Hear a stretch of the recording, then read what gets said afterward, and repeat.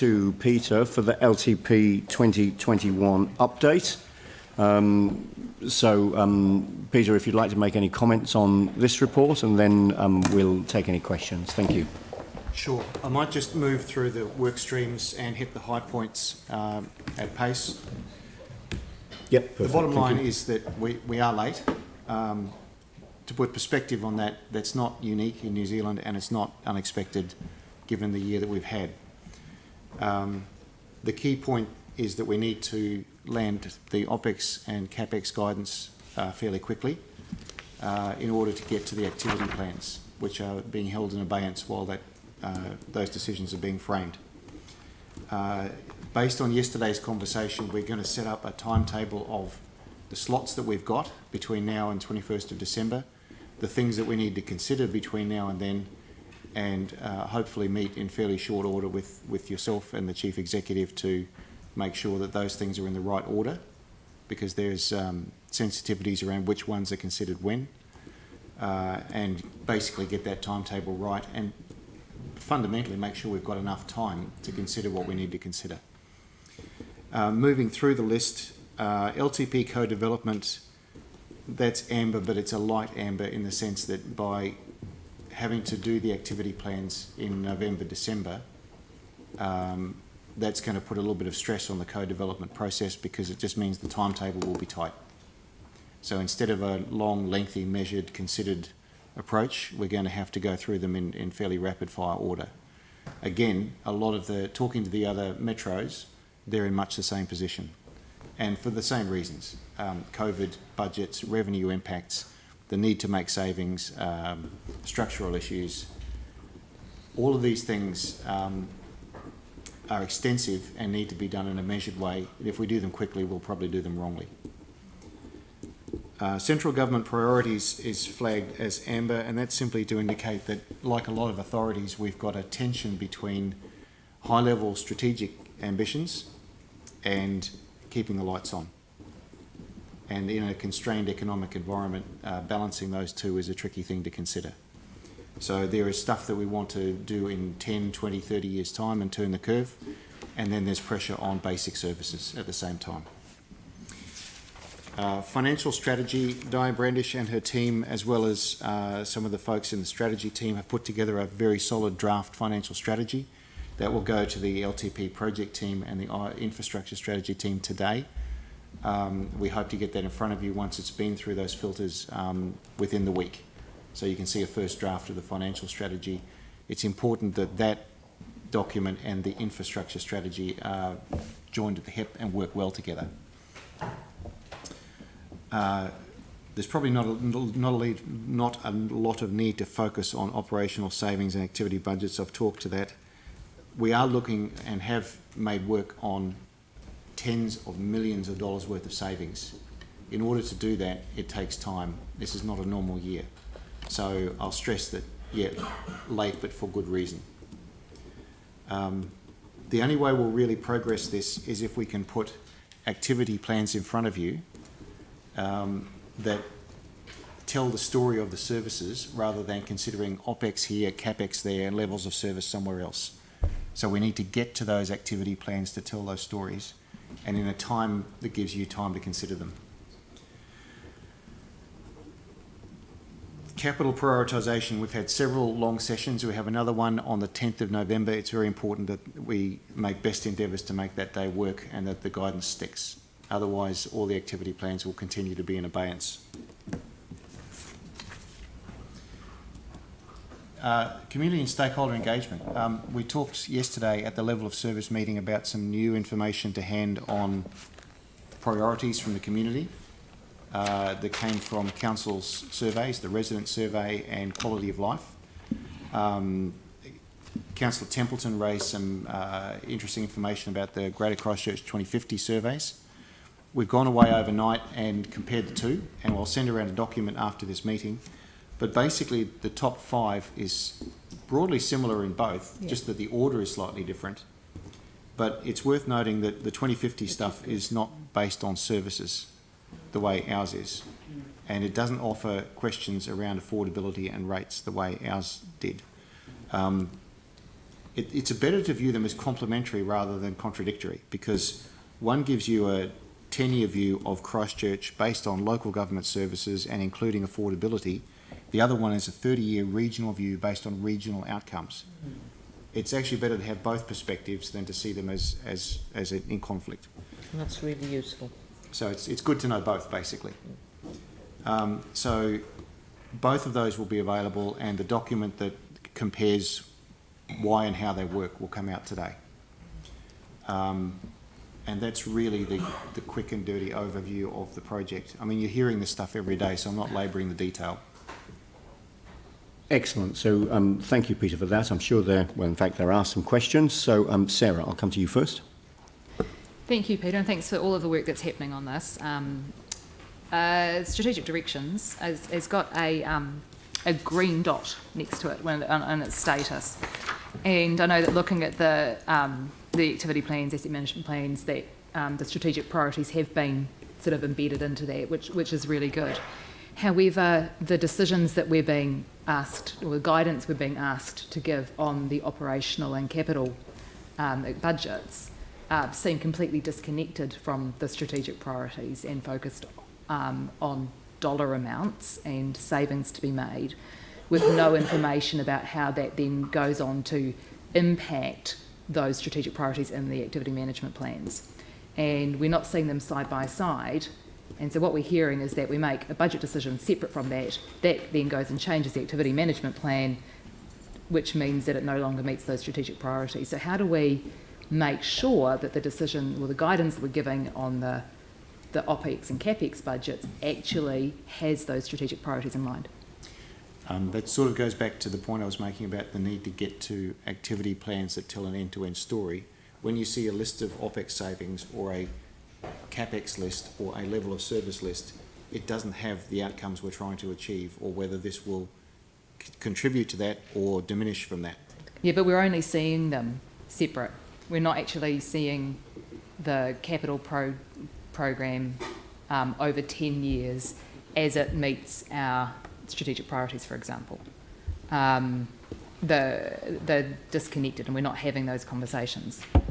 I think the infrastructure strategy does talk to that, but it doesn't. The strategies, absolutely. So the infrastructure strategy does, but that's not what we're being asked to make decisions on at the moment, or give guidance on. We're being asked to work out where the money goes, yes, rather than what we like about the activity management plans.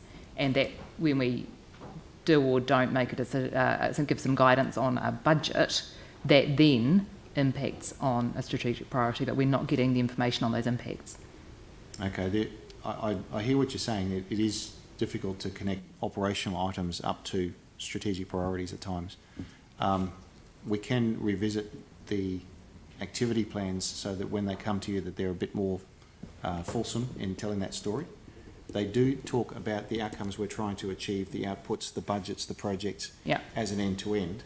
We can sharpen up that strategic priorities end of it, but at the moment you're not seeing that story because you're seeing silos of information around OPEX, CAPEX, levels of service. But we're dealing with the OPEX and CAPEX ahead of that discussion. So, yes. So how do we then make good decisions on our strategic priorities when it comes to those budgets? I think it's a two-step that we need to frame what works within the envelopes available and then come back and see it as a story and say, well, that actually just isn't enough for what we're trying to do. So I disagree. I think we need to be working out what it is we want to achieve as a city, what that will cost, and then starting to make cuts from there. I don't think that we're looking at it the right way around.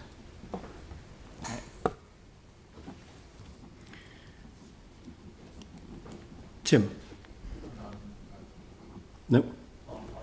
Sam? Yeah, mine's probably the complete opposite question to Sarah now. Funnily enough, it does talk about the envelope. So on page, I just wondered, and this isn't me being facetious at all, Peter, but on page 68, is that a typo when it says the rate increase options in the range of 3.5 to 3.8%? Because I don't recall us landing on that specific. I'm just wondered if it should have been 2.5 to 3.8. Maybe I've misunderstood. The updates come from the work streams, but I thought that we had broadly settled on financial parameters, and that one of them, the rates increase, was the centre of the range was around 3.5 to 3.7. No, but it just reads in here as the rate increase options in the range of between 3.5 and 3.8, which I think that could be more carefully worded as the central option, the median option, because there have been, and on Diane's matrix, you'll remember there are rates increases that go well below that and well above that. yeah. So this isn't precluding lower. It doesn't preclude envelope, those. is It should probably use a word like median or Yeah. Okay. centre of range or something to that effect. Cool. Well, maybe if we just. It should not lock us into that exact number Yeah, as sure. the only number. Yep. Okay. So I hear you. Yep. Perfect. Thank you. Pauline. Yeah, just, Peter, can you explain number 7 on page 68? There is a need to clarify why council has both a strategic asset management plan and an infrastructure strategy to drive asset planning and the capital program, and whether the much earlier SAMP had more bearing on the capital program than the IS. The IS is meant to be the guiding document under the LGA. This requires review. Can you explain that to me? Because Well, look, I'm hoping that they have a specialist at the Office of the Auditor General who'll be helping with their audit, who is the expert on this stuff. But basically, local governments use the IS to guide their capital program development. Private sector agencies and companies who need to do asset planning don't have the equivalent of the Local Government Act, but they can rely on ISO 55000, which recommends a private sector equivalent called a SAMP. We've ended up with both, and the SAMP came much earlier and was developed. The capital program was developed based on the SAMP before the IS actually came into being. So we seem to have a question about carts and horses here, and whether we needed both, and whether there's been additional complexity generated by having both, and whether we've got the alignment right. So this is actually not something we can fix right here and right now. It's kind of under the lessons learned for next time. Do we need both of these things? Why do we have these two tools? Are they doing the same thing? Can we save on complexity, time and money next time and just get one right rather than having both?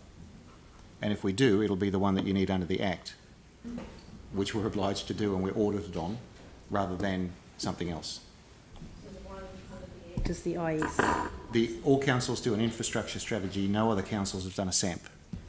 But the SAMP was there and had all the influence. So we've got a question about exactly how all that works. Right. So how do we take that forward to address it for next time? We're working with the expert from Auditor General's office to Right. sort of tease this apart. His preliminary advice is you don't need both. Yeah. So we just need to fix this. Right. Okay. Thank you. Thank you. Are there any further questions on this, Anne?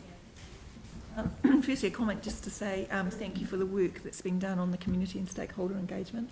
I think that's really wonderful to see that actually a lot is being done and it's coming through, and it helps us to, as you've said, in terms of the feedback of the top 5 through the resident surveys, it gives a lens for us to make those decisions that we're making. But I was wondering just about the activity plans. You talked about them in terms of telling a story of what we do. And I think that's a really good way of actually describing them.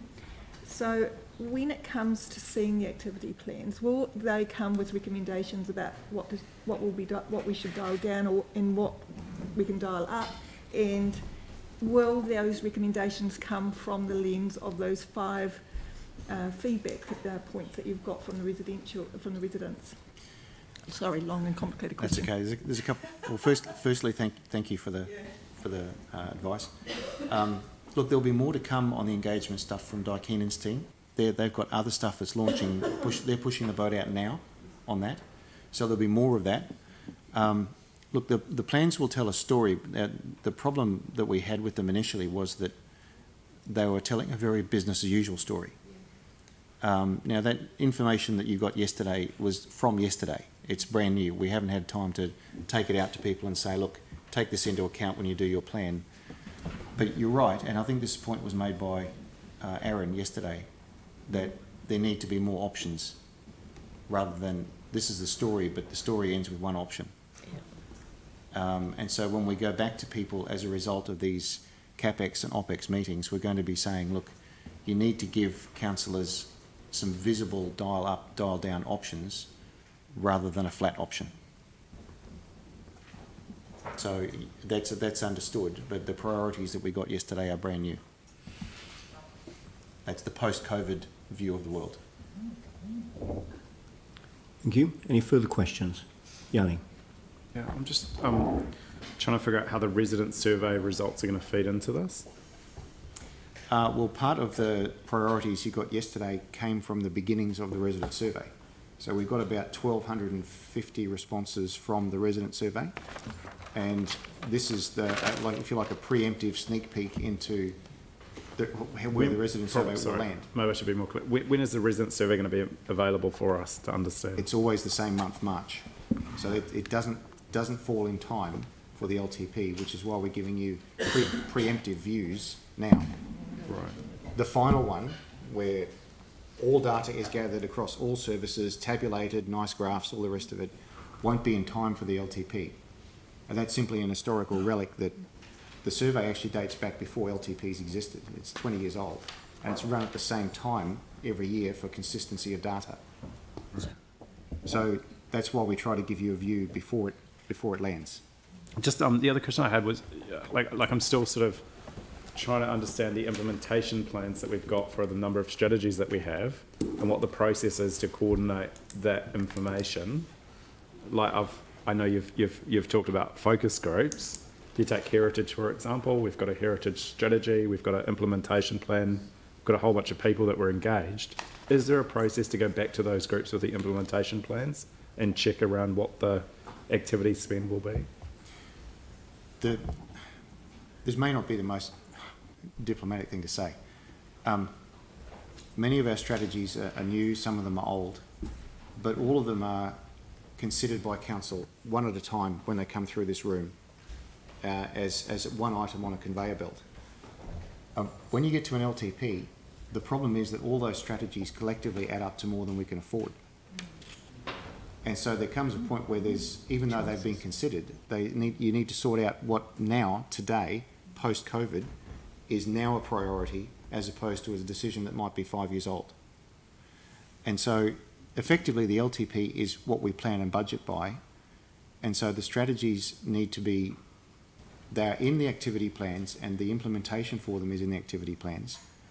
But those activity plans, if you like, compete at LTP time. And so there's a sorting out that happens. So, but I guess it would be helpful if we were at the council actually signing off on the implementation plans on those strategies based on the available budget. But I don't see when we ever get that opportunity.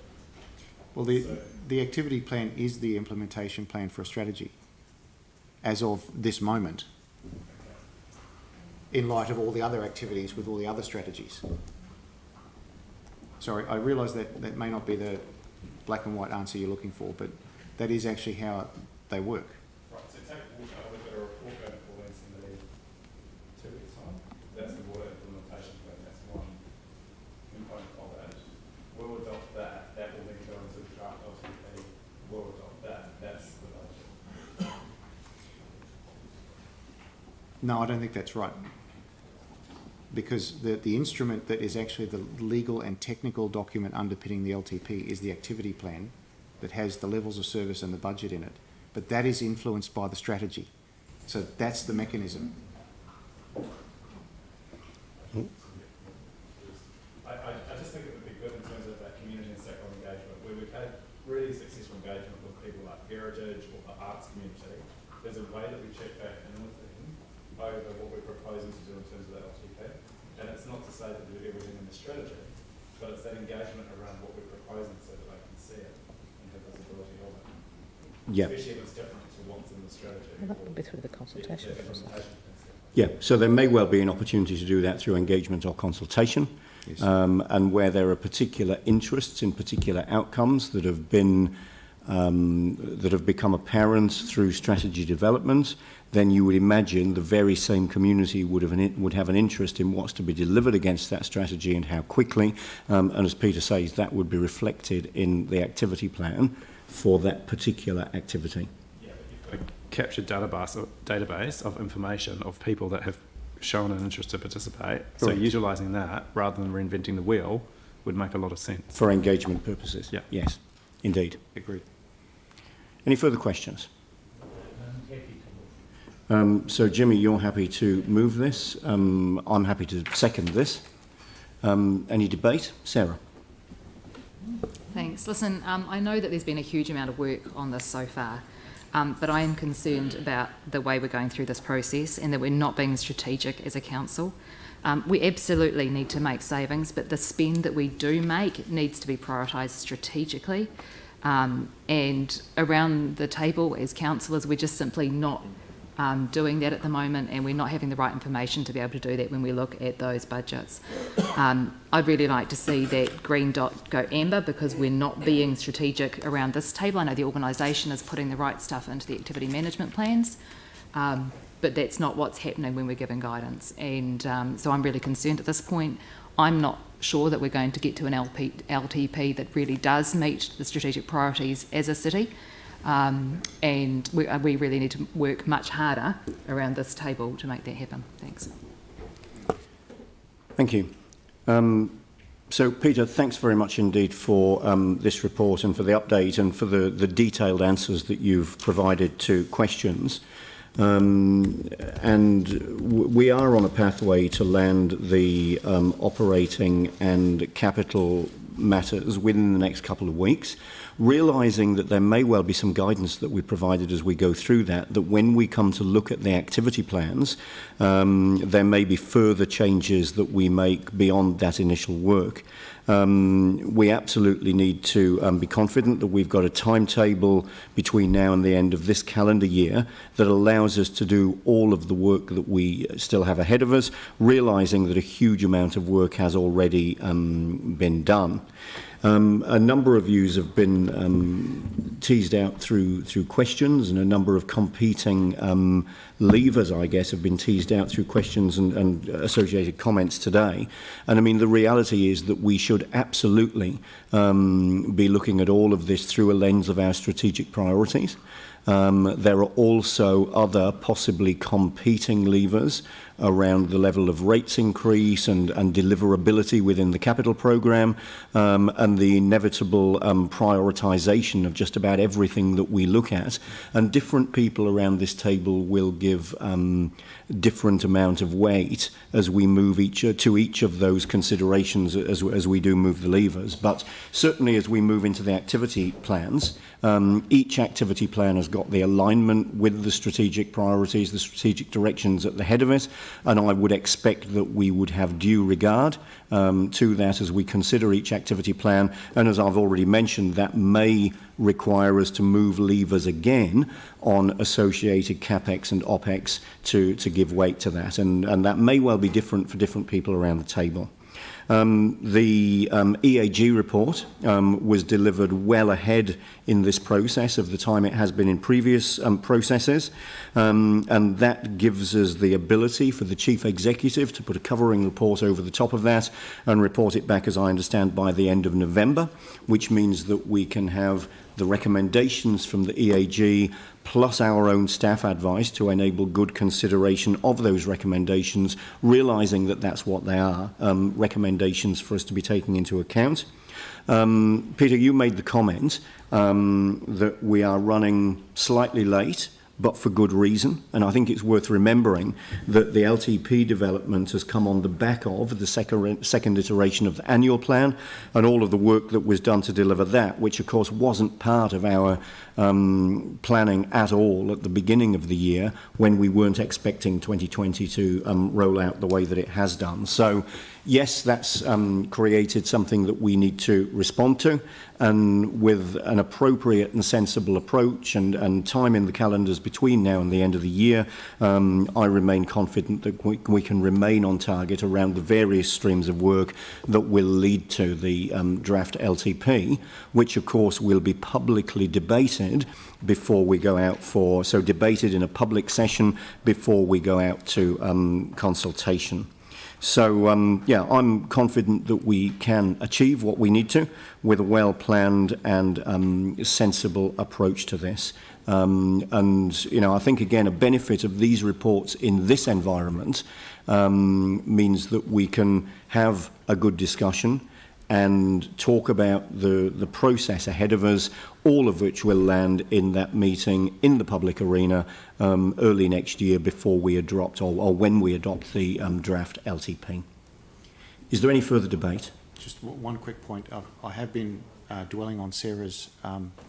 It probably wouldn't be appropriate for you to provide that comment at this time, Okay. but certainly it's something that you might want to bring back to a future workshop. Okay. Is there any further debate? We're in debate, Jimmy, now, so if your comment is debate, then great. That's very crucial, and particularly for the next the 10 years, at least it's for 3 years. But as a mayor council, we are all part of that. That's very crucial, very important for the last several months. You see? Oh, sorry, it's not me. That's very crucial. Very crucial and important, particularly the staff remind us, we take a long time, a little bit slightly behind the schedule regarding to the OPEX and the capital, the program review behind the schedule. But I still have confidence. But that's very important because if we take the series on the process, how do we to make the appropriate, the optimistic, the outcome, to be the draft the version to put on the public. That's our responsibility. So I still encourage, our fellow councillors, so we can commit ourselves in every kind of briefing, because that's a document that should be, we need to take into account as the first the higher priority. The other one, probably the target, like Chair mentioned, probably 22nd December, that's very crucial target. Most of the draft one will be completed at least the target. So from now on till the 22nd December, we still have at least 1.5 months to go. From now on, I'm still very optimistic regarding to this draft long-term plan. So I'll put the motion. All those in favour say aye. Aye. Against? That's carried. Thank you. And thanks, Peter, for your comments.